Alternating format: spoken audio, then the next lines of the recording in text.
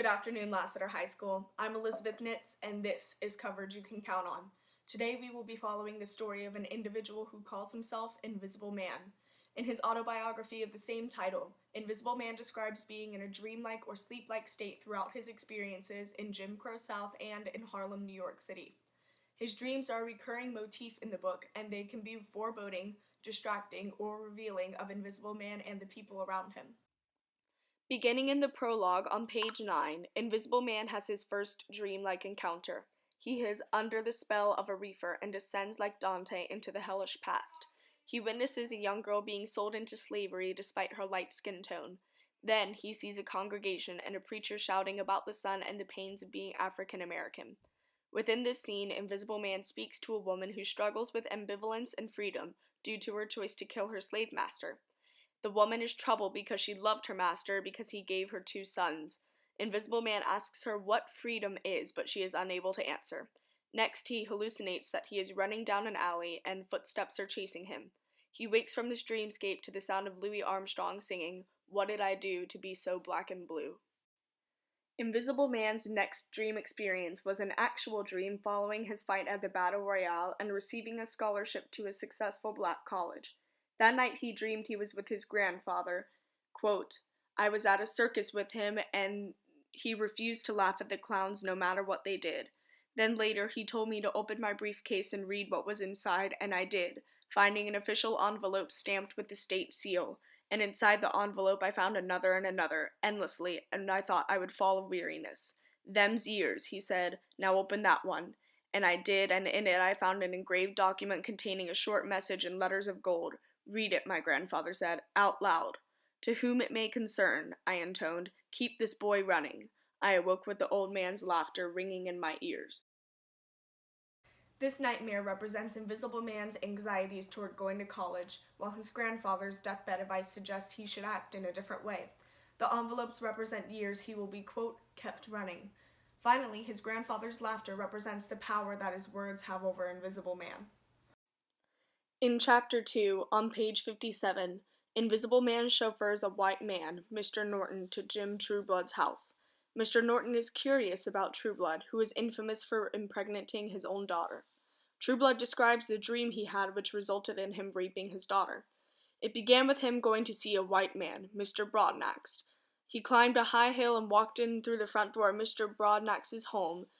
He goes into a white bedroom and senses that there's a woman there. In the corner of the room, he sees a white woman in a nightgown crawl out of a grandfather clock. She starts screaming and grabs onto him. He eventually breaks her hold and a flock of white geese fly out of the bed.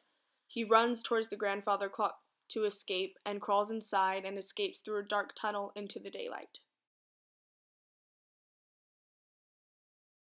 Looking beyond the horrors of Jim Trueblood's actions, we can see that the dream clearly represents the taboo of white women and black men being involved. This dream shows the history of white oppression against African Americans, especially in Jim Crow South. Invisible Man eventually moves to Harlem and faces many different forms of oppression. He takes a job at the Brotherhood, which is an organization that promotes equality through conformity, but it is corrupt. One of Invisible Man's colleagues, Todd Clifton, goes missing after opposing the Brotherhood. One day, he sees Clifton on the street selling Sambo dolls. Clifton then has an altercation with a nearby police officer, who shoots him in self-defense. Invisible Man runs to help his friend, who is already dead.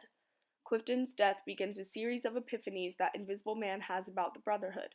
He realizes that the organization is not helping blacks progress, but instead ignoring the needs of individuals in favor of the group. In response to these events and his realization that the Brotherhood is a bad organization, Invisible Man says, "I was asleep, dreaming."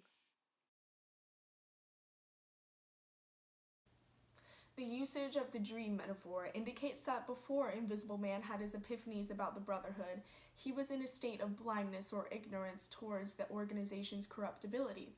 His awakening here marks the beginning of him fighting for his own individual beliefs. The final scene of the last chapter of the book includes a dream that Invisible Man has once he enters a manhole. It says, "But somehow the floor had now turned to sand and the darkness to light, and I lay the prisoner of a group consisting of Jack and old Emerson and Bledsoe and Norton and Rass and the school superintendent and a number of others whom I failed to recognize, but all of who had run me, who now pressed around me as I lay beside a river of black water, near where an armored bridge arced sharply away to where I could not see. And I was protesting their holding me, and they were demanding that I return to them and were annoyed with my refusal. No, I said, I'm through with all your illusions and lies. I'm through running. Not quite, Jack said above the others' angry demands, but you soon will be, unless you return. Refuse and we'll free you of your illusions all right. No, thank you, I'll free myself, I said, struggling to rise from the cutting sand. But now they came forward with a knife, holding me, and I felt the bright red pain, and they took the two bloody blobs and cast them over the bridge, and out of my anguish I saw them curve up and catch beneath the apex of the curving arch of the bridge, to hang there, dripping down through the sunlight into the dark red water. And while the others laughed, before my pain-sharpened eyes the whole world was slowly turning red. Now you're free of illusion, Jack said, pointing to my seed wasting upon the air. How does it feel to be free of one's illusions? And I looked up through a pain so intense now that the air seemed to roar with the clanging of metal, hearing, How does it feel to be free of illusion? And now I answered, painful and empty, as I saw a glittering butterfly circle 3 times around my blood-red parts up there beneath the bridge's high arch. But look, I said, pointing, and they looked and laughed, and suddenly seeing their satisfied faces and understanding, I gave Bledsoe a laugh, startling them. And Jack came forward, curious. Why do you laugh? He said. Because at a price I now see that which I couldn't see, I said. What does he think he sees? They said, and Jack came closer, threatening, and I laughed. I'm not afraid now, I said, but if you'll look you'll see, it's not invisible. See what? They said, that there hang not only my generations wasting upon the water, and now the pain welled up and I could no longer see them, but what? Go on, they said, but your sun, yes, and your moon, he's crazy, your world. I knew he was a mystic idealist, Talbot said. Still, I said, there's your universe, and that drip drop upon the water you hear is all the history you've made, all you're going to make. Now laugh, you scientists, let's hear you laugh. And high above me, now the bridge seemed to move off to where I could not see, striding like a robot, an iron man, whose iron legs clanged doomfully as it moved. And then I struggled up, full of sorrow and pain, shouting, No, no, we must stop him. In Invisible Man's final dream, he is imprisoned by all of the men in his life who have wronged him. This is a clear depiction of the power that people have had over him. By laughing in their faces, Invisible Man takes the power back and tells them that he and his people will not die, that they will continue,